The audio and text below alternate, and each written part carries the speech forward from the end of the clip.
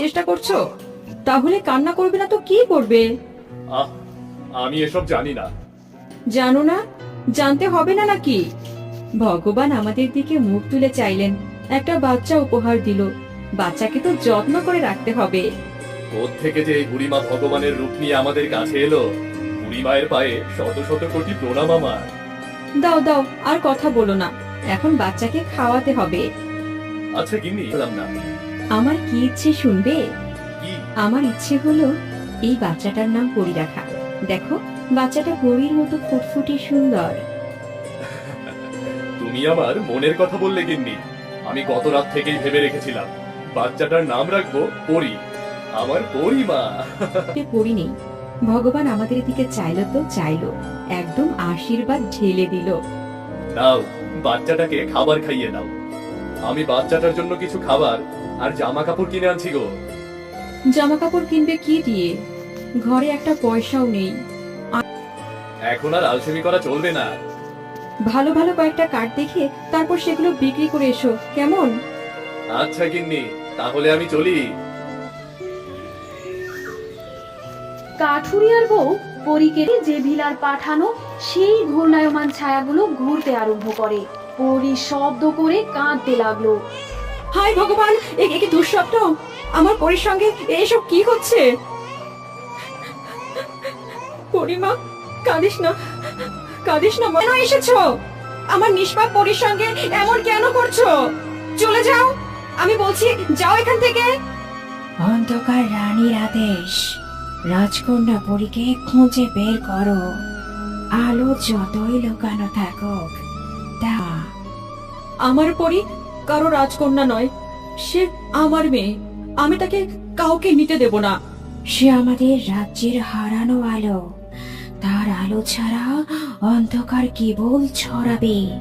আমরা তাকে ভগবান, পরীকে রক্ষা করো। কেউ এই নিষ্পাপ শিশুর ক্ষতি করবে না যতক্ষণ আমি বেঁচে আছি। হঠাৎ জানালার কাছে একটা সোনালী আলো জ্বলে ওঠে। সেই আলোর ভেতর থেকে ধীরে ধীরে বেরিয়ে আসে একজন পরী। পরী রানী, আমি পরীকে রক্ষা করতে এসেছি। তুমি সত্যিকারের পরী? হ্যাঁ, এই শিশুকে অন্ধকার রানীর হাত থেকে বাঁচাতে আমরা পাহারায় থাকবো। সারালো, ওর জন্যই আমার রাজ্যে আলো ফিরে আসবে। পরী একটি জাদু মন্ত্র উচ্চারণ করে। ঘরের চারপাশে সোনালী বলয় ছড়িয়ে পড়ে। ছায়াগুলো চিৎকার করে দূরে সরে যায়। আবার আসবো। এবার নয়, আলো চিরকাল লুকিয়ে রাখা যাবে না। ছায়াগুলো মিলিয়ে যায়। পরী এক সোনালী আলো হয়ে পরীর কপালে আলতো ছোঁয়া দিয়ে জানালার আলো দিয়ে ধীরে ধীরে অদৃশ্য হয়ে যায়। আমার পরী, তো রেখে জঙ্গলে এসেছিস কাঠ কাটতে? বাড়িতে ফিরে যা, তোর বাচ্চার অনেক বিপদ। বুড়িমা, তুমি তুমি আবার আমাকে দেখা দিলে। তোমাকে আমি কত খুঁজেছি। আমাকে খুঁজে পাবি না, আমি তোকে মাঝে মধ্যেই কেন বুড়িমা? আমার পরীর কি হয়েছে? ওর এত বিপদ কেন? ভেবেছিলাম তোর থেকে আড়াল করে রাখবো, কিন্তু আড়াল করলে তো পরীর ভবিষ্যৎ নষ্ট হয়ে যাবে। তাই তোকে বলতে বাধ্য হলাম। বলো বুড়িমা। ওর পরীকে খুঁজছে অন্ধকারের ছায়ারা। ও হলো রাজকন্যা, জানিস? যে বিলা ওকে চায় নিজের করে নিতে। রাজকন্যা? কি বলছো তুমি? হ্যাঁ, ও তোরই মেয়ে, হৃদয়ে ভালোবাসায়, কিন্তু ওর রক্তে আছে রাজ রক্ত, আর গায়ে আছে স্বর্ণের আলো। যতদিন ও পৃথিবী। তাহলে কি হবে বুড়িমা? আমি কিভাবে বাঁচাবো আমার পরীকে? ভয় পাবি না, ওর রক্ষায় পরীদের রানী নিজেই পাহারায় রেখেছেন একজন সাহসী পরীকে। তবে তোর এখনই বাড়ি ফিরেতে হবে। ওকে ভালোবাসা দিয়ে জড়িয়ে রাখ। ভালোবাসা। যাচ্ছি বুড়িমা, আমি আর এক মুহূর্ত দেরি করব না। কাঠুরিয়া ছুটে চলে গ্রামের পথ ধরে।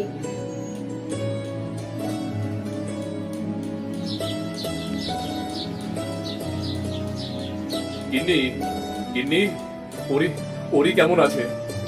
এক পরী এসেছিল, যে পরী শুধু আমাদের নয়, ও হলো একটা আশার প্রতীক।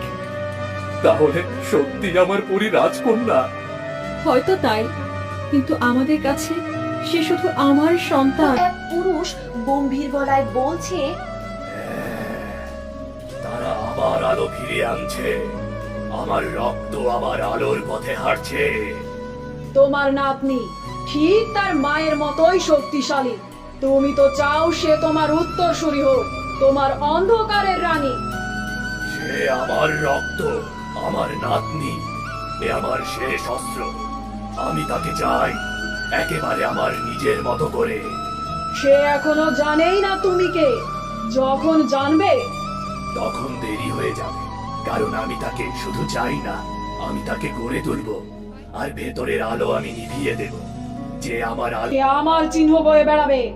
আমি তাকে বেছে নিয়েছি বহু বছর আগে, যখন সে ছিল একদিনের শিশু।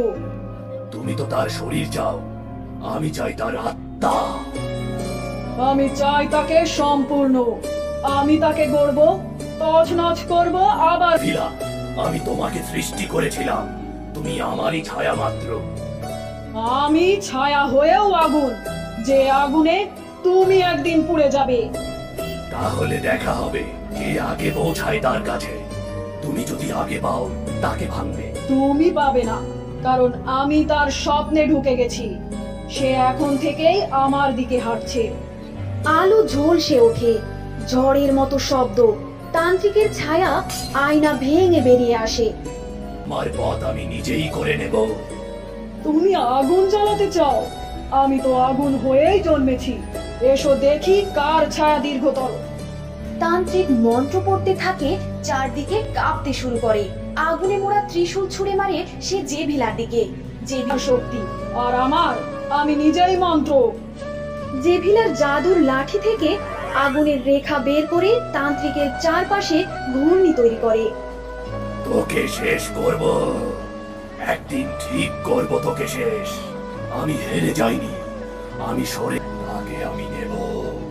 সময় এলে সে নিজেই হাঁটবে আমার দিকে, আর তখন তখন তোমার আগুন নিভে যাবে। চুপচাপ নীরবতা নেমে আসে ঘরে। হঠাৎ জেভিলা হেসে ওঠে। ঠান্ডা বন্ধুরা, এরপর কি হলো আমরা জানবো পরী রাজকুমারী পর্বর পরবর্তী পর্বে। আজকের ভিডিওটি ভালো লাগলে ভিডিওটিকে লাইক করে চ্যানেলটিকে সাবস্ক্রাইব